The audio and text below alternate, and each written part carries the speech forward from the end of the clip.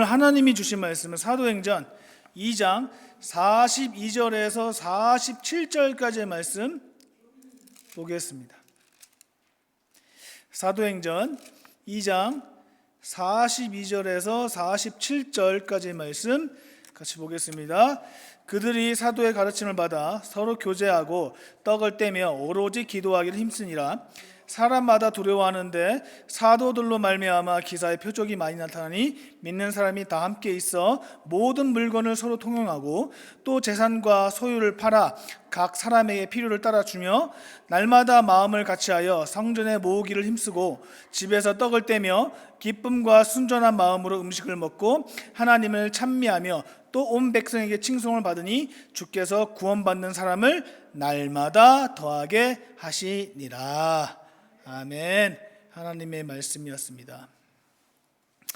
사랑하는 성도 여러분, 여러분들 이 본문 설교 많이 들어보셨죠? 저는 이 말씀을 읽고 특별히 이 말씀을 준비하는 이 한 주 동안 마음이 얼마나 따뜻해졌는지 몰라요. 괜히 누가 승질내도 웃고 그랬어요. 저는 이 말씀을 준비하면서 세상에 있는 모든 교회가, 전 세계요, 모든 교회가 다 이랬으면 좋겠다. 우리 참빛교회도 이렇게 됐으면 좋겠다. 이 말씀은 그냥 아름다운 공동체 이야기가 아닙니다. 2000년 전 어느 특별한 공동체 이야기가 아니에요. 이 말씀은 하나님께서 우리에게 친히 보여주시는 교회의 시작, 교회의 본질, 교회의 근본입니다. 우리 참빛교회를 향한 하나님의 말씀이에요. 요즘 교회가 많이 흔들리고 있어요. 한국에서도 이런 소재로 설교를 엄청 많이 합니다. 실제로 그렇고요. 건물이 낡아서 교회가 흔들릴까요? 한국이든 미국이든 건물이 낡아서 흔들립니까? 시대가 변해서요? AI 시대요? 그래서 흔들리나요? 교회가? 교회가 무엇으로 살아야 하는지 저는 그 본질을 잃어버렸기 때문에 감히 저는 생각합니다. 사도행전 오늘 본문 2장 42절에서 47절 말씀 안에 그 답이 있더라고요. 같이 한번 살펴보겠습니다. 첫 번째로 주시는 영적 교훈은 교회는 말씀으로 살아갑니다. 다시 한번 이야기해 드릴게요. 교회는 말씀으로 유지되고 말씀으로 살아갑니다. 사도행전 2장 42절 제가 읽어드릴게요. 그들이 사도의 가르침을 받아. 자, 여러분, 초대교회, 하나님이 이 땅을 허락하신 교회 시작이 어디예요? 사도의 가르침, 곧 성경 말씀입니다. 사도의 가르침이 뭡니까? 좋은 이야기예요? 도덕적 교훈입니까? 아니죠. 앞에 사도행전 2장 14절부터 36절까지 베드로가 계속 이야기합니다. 뭘 이야기하냐면 예수 그리스도와 부활과 십자가, 곧 뭐냐면 복음이에요. 복음의 말씀 위에 교회가 세워졌다는 거예요. 구약에서도 이와 똑같은 예가 있습니다. 느헤미야 8장 보시면 이스라엘 백성이 바벨론 포로 생활 70년을 마치고 드디어 예루살렘에 들어왔습니다. 그런데 들어와 보니까 완전 꼴도 아니에요. 성전은 다 폐허가 됐습니다. 느헤미야가 총독이 돼서 백성을 독려해서 불과 52일 만에 성벽을 재건했어요. 성벽을 다 세우고 나서 무슨 일이 일어났어요? 느헤미야 8장 3절입니다. 수문 앞 광장 새벽부터 정오까지 남자나 여자나 알아들을 만한 모든 사람 앞에서 읽음에 뭇 백성이 그 율법책에 귀를 기울였는데, 백성들이 수문 앞 광장에 다 모였습니다. 에스라 제사장이 말씀을 가지고 나왔어요. 높은 단위에 서서 말씀을 펼쳤습니다. 그러자 모든 백성이 일어섰습니다. 아침부터 정오까지 서서 그 말씀을 읽었고 서서 그 말씀을 들었습니다. 느헤미야 8장 9절에 백성이 말씀을 듣고 다 우는지라. 심장이 떨리네요. 말씀을 들으면서 말씀을 전하면서 모두 다 백성들이 울었습니다. 왜 울었어요? 말씀이 그들의 마음을 깨뜨렸기 때문입니다. 여러분, 무너진 성벽은 사람 손에 얼마든지 세울 수 있어요. 그건 기적도 아닙니다. 하지만 무너진 백성의 마음은 말씀으로만 가능합니다. 52일 만에 성벽이 세워진 것도 기적이라고 하지만 진짜 회복은 백성들이 하나님의 말씀, 성경의 앞에 섰을 때 시작됩니다. 초대교회도 마찬가지예요. 로마 제국의 핍박 속에 무너지지 않았습니다. 감옥에 갇혀서 채찍도 맞고 순교도 당하고, 근데도 여러분 초대교회는 흔들리지 않았어요. 왜 그럴까요? 왜 그래요? 그들은 전부 다 말씀 위에 섰기 때문입니다. 복음이라는 반석 위에 섰기 때문에 그럴 수 있는 것입니다. 저는 그래서 오늘날 한국이든 미국이든 전 세계 교회가 흔들린 이유가 뭘까? 우리가 못 먹어서 그런가? 말도 안 되죠. 환경이 어려워서 그런가? 아니에요. 시대가 변했어요? AI 시대요? 무슨 소리 하는 거예요? 저는 성경을 빗대어서 감히 말씀드립니다. 저도 그래요. 우리 모두가, 전 세계가 말씀이 약해졌기 때문에 그렇습니다. 교회는요, 하나님이 세우신 교회, 이 건물이 아니라 하나님이 세우신 교회는 절대 프로그램으로 유지되지 않습니다. 환경이 좋아서 교회가 유지되는 거 아니에요. 교회는 오직 말씀으로 세워지고 말씀으로 살아가는 줄 믿으시기 바랍니다. 여러분, 제가 한국에서 신앙생활 했을 때 담임 목사님이 슬로건이 항상 말씀 중심이었어요. 제가 나온 신학교도 전부 다 맨날 말씀 중심. 그래서 말씀 중심이 뭔가, 제가 한번 글로 한번 적어봤습니다. 설교를 자주 한다는 뜻이 아니에요. 하나님을 아침부터 밤까지 맨날 본다, 그것도 아니에요. 가끔 저한테 그런 말 하십니다. 목사님, 설교를 듣긴 들어. 문 밖에 나가면 다 잊어먹어. 이해해요. 저도 그래요. 중요한 것은 여러분 기억하는 게 아니에요. 한 구절이라도 여러분 일터에서, 여러분 가정에서, 여러분 교회에서 붙잡고 사는 거예요. 시편 1절 2절에 이렇게 얘기합니다. 오직 여호와의 율법을 즐거워하여 그의 율법을 주야로 묵상하는도다. 밤낮으로 묵상한다는 것은 무슨 뜻이에요? 하루 종일 성경을 보란 얘기 아니에요. 여러분, 말씀을 한 구절이 마음에 남아서 밥을 먹다가도, 일을 하다가도, 공부하다가도, 뭐 하다가도, 잠들기 전에도 말씀이 마음속에 남아있는 것, 이것을 성경에서는 묵상이라고 합니다. 예수님도 그래서 마태복음 4장 4절에 사람이 떡으로만 살 것이 아니요 하나님의 입으로부터 나오는 모든 말씀으로 살 것이라, 예수님이 하신 말씀이에요. 여러분, 팩트체크예요. 밥을 먹어야 우리 육체가 삽니다. 그죠? 에너지.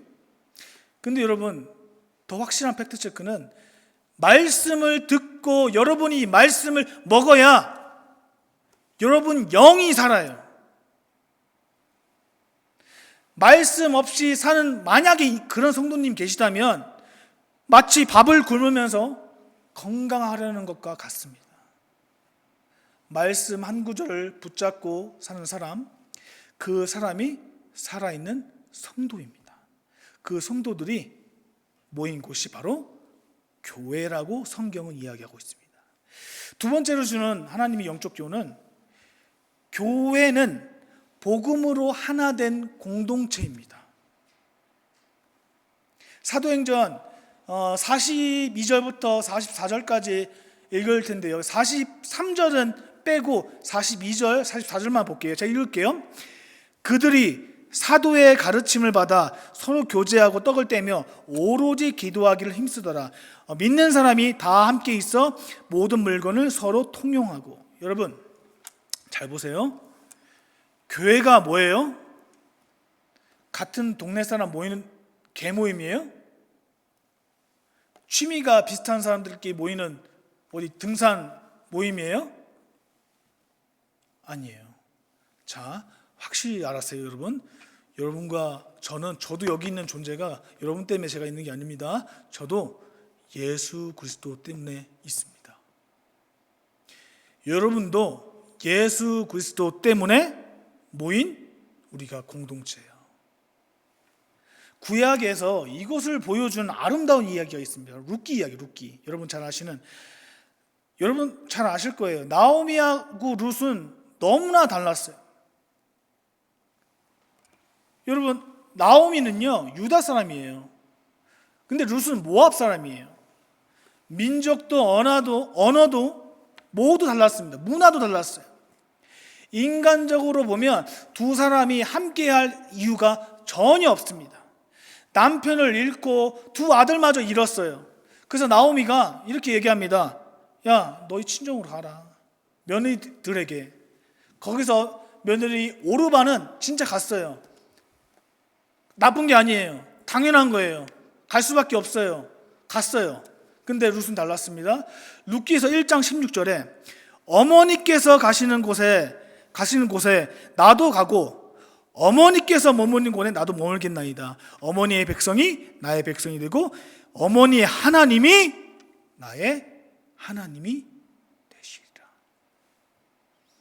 여러분, 이 고백이 무엇입니까? 하나님 때문에 하나가 되는 사건을 하나님이 룻기를 통해서 보여주고 계십니다. 혈연도 민족도 문화도 초월한 유나이티드, 연합이에요. 여러분, 교회가 바로 이거예요. 우리도 나이가 달라요.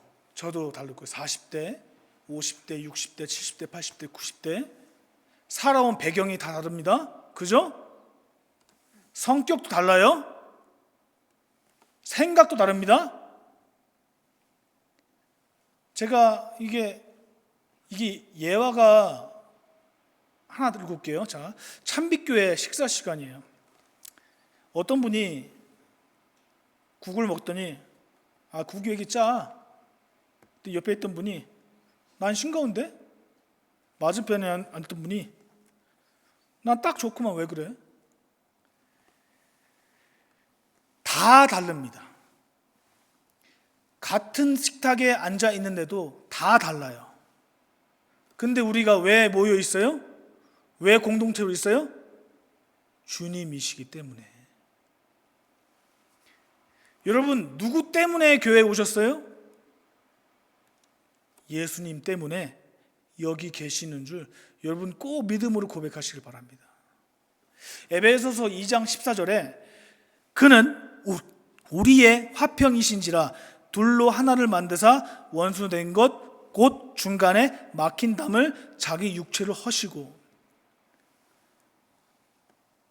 예수님이 우리를 하나 되게 하셨습니다. 우리의 다름을 없앤 게 아니에요.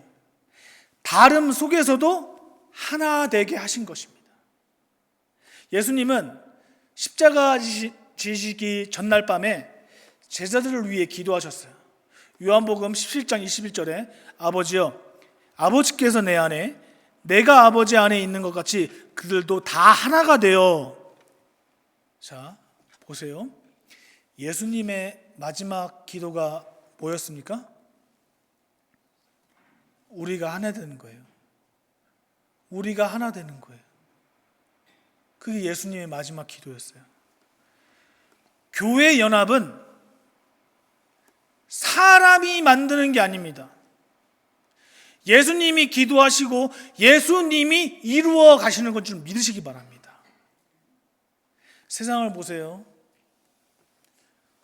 저는 무서워서 보질 못해요. 한 번 들어갔다가 또 잘못 보고 올라왔어요.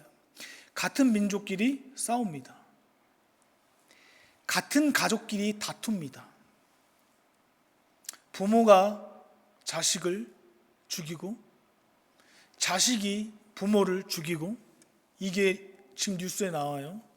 근데 이 교회라는 공동체는 이런 다른 분들이 다 모여 있는데 예수 안에 한 형제, 한 자매로 우리가 살아가는 거예요. 이것은 세상에서 절대 흉내낼 수 없는 공동체의, 예수님이 허락하신 공동체의 모습입니다. 세 번째로 주시는 영적 교훈은, 교회는 삶으로 복음을 드러냅니다. 사도행전 2장 45절 제가 읽을게요. 또 재산과 소유를 팔아 각 사람의 필요에 따라 나눠주며. 여러분, 이게 강요입니까? 억지예요? 누가 하라서 하는 거예요? 아니에요. 강제 아닙니다. 자, 잘 들으세요. 예수님을 만난 사람들이 삶이 자연스럽게 달라진 것입니다. 교육받은 게 아니에요. 훈련받은 게 아닙니다. 예수님을 그냥 만났더니 삶이 달라진 거예요. 신약에 이 모습을 가장 잘 보여주는 인물이 있습니다. 저는 삭개오 얘기를 갖고 와요. 삭개오는 여리고의 세리장이었습니다. 세금을 걷어서 배를 채우던 사람. 저는 이거를 항상 인용할 때마다 한국에선 사채업자 같다. 사채업자 같다. 유대인들이 가장 싫어한 인물 유형입니다. 군중 속에 키가 작아서 예수님을 볼 수 없어서 뽕나무 위로 올라갔어요. 예수님이 그 나무에 지나가시다가 위를 보십니다. 누가복음 19장 5절에 삭개오야, 속히 내려오라. 오늘 네 집에 유하여야겠다. 그 말 한마디에 삭개오가 변합니다. 19장 8절에 주여 보시옵소서, 내 소유의 절반을 가난한 자들에게 주겠사오며 만일 누구의 것을 속여 빼앗은 일이 있으면 4배나 갚겠나이다. 여러분, 아무도 시키지 않았습니다. 예수님이 시키지 않았어요. 강요한 게 아닙니다. 예수님을 만났더니 삶이 달라진 거예요. 삭개오의 삶을 바꾼 것이 무엇입니까? 여러분, 교육이 아니에요. 여러분, 공부가 아닙니다. 도덕 훈련이 아닙니다. 네 집에 유하여야겠다. 네 집에 머물겠다 하신 예수님의 한마디였습니다. 이걸 보면 명확히 알 수 있죠. 여러분, 예수님이, 예수 그리스도가 내 삶에 들어오면 우리의 삶이 달라질 수밖에 없어요. 초대교회가 바로 이것이었습니다.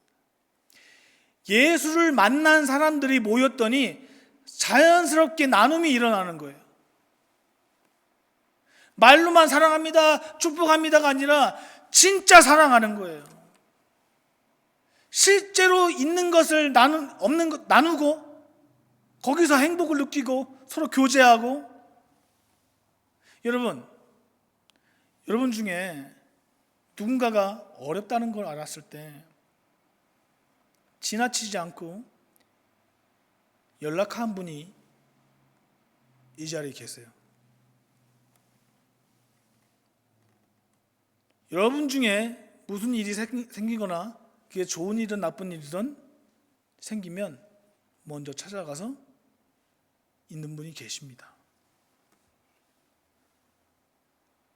그것이야말로 2000년 전에 하나님의 말씀을 기록해 놓은 초대교회의 모습입니다. 이것이 말로 하나하나 살아있는 교회의 모습입니다. 제가 참 이 예화를 하면서도 마음이 아픈데, 오늘날 세상 사람들이요, 여러분, 교회를 향해 무슨 말을 해요? 여러분이 한번 얘기해 보세요. 여러분 교회 다니니까 뭐라 그래요? 주변 사람들이? 아유, 저 목사 말을 잘하는데 사는 건요, 우리랑 다를 게 없는 게 아니라 우리보다 더해. 교인들이. 초대교회 시작 근본의 교회는 달랐습니다. 말한 대로 살았어요. 그 결과가 오늘 본문 47절에 나와요. 온 백성에게 칭송을 받으니 주께서 구원받는 사람을 날마다 더하게 하시니라. 여러분, 이 마지막 절 잘 보세요. 주어가 누구예요? 주어가 누구예요? 주어? 하나님이에요. 사람이 사람을 끌어온 게 아닙니다. 여러분과 제가 복음대로 살아갈 때, 그때 하나님이 부흥을, 사람을 더하십니다. 골로새서 1장 18절, 그는 몸인 교회의 머리시니라. 그가 근본이시요. 마지막입니다. 여러분, 교회의 머리가 누구예요? 예수 그리스도예요. 강력하게 얘기합니다. 이 교회의 머리는 예수님입니다. 만약에 머리가 살아 있다면 몸도 살아 있습니다. 사랑하는 성도 여러분, 우린 세 가지 살펴본 걸 기억하시기 바랍니다. 첫 번째로, 교회는 말씀으로 살아갑니다. 다시 한번 말씀드릴게요. 교회는 말씀으로 살아갑니다. 자, 두 번째요. 교회는 복음으로 하나 됩니다. 또 한번 말씀드릴게요. 교회는 복음으로 하나 됩니다. 세 번째, 마지막입니다. 교회는 삶으로 복음을 드러냅니다. 한 번 더 말씀드릴게요. 교회는 삶으로 복음을 드러냅니다. 여기서 끝나면 안 되겠죠. 이 세 가지의 뿌리, 그 중심이 어디 있습니까? 뭐예요? 예수 그리스도입니다. 말씀도 예수에서 시작됩니다. 공동체도 예수 때문에 하나가 됩니다. 우리가 나눈 것도 예수를 만난 삶에서 흘러나옵니다. 하나님 말씀을 믿되어 선포합니다. 여러분, 교회는 건물이 아닙니다. 교회는 좋은 프로그램이 아닙니다. 딱 하나입니다. 이유는 예수 그리스도로 살아가는 사람들, 이게 시작이고 끝입니다. 이게 이유가 답니다. 그게 교회입니다. 우리 참빛교회를 보세요. 인간적인 눈으로 보면, 인간의 눈으로 보면, 죄 많은 인간의 눈으로 보면 부족해 보일 수 있어요. 그런데 걱정하지 마세요. 아우, 젊은 사람도 없어서 걱정이야. 걱정하지 마세요. 규모가 교회를 살리는 게 아닙니다. 예수 그리스도가 우리 중심에 계시면 우리 교회는 살아날 줄 믿으시기 바랍니다.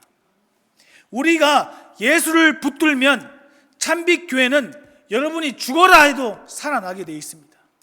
우리가 예수를 놓치면 아무리 사람이 많고 건물이 좋아도 형식만 남는 거예요. 오늘 한 가지만 붙들고 여러분이 각자 집으로 돌아가셨으면 좋겠어요. 말씀 한 구절이라도 붙잡고 사시기를 예수 그리스도의 이름으로 축원합니다. 옆에 있는 자매님들, 형제님들, 예수 안에서 부탁드리는데 제발 사랑하세요. 제 뜻이 아니라 하나님 뜻이에요. 주님 뜻이. 제발 사랑하세요. 그리고 삶 속에서 여러분이 받은 것을 여러분 창고에만 가득 채우지 말고 나누세요. 나누세요.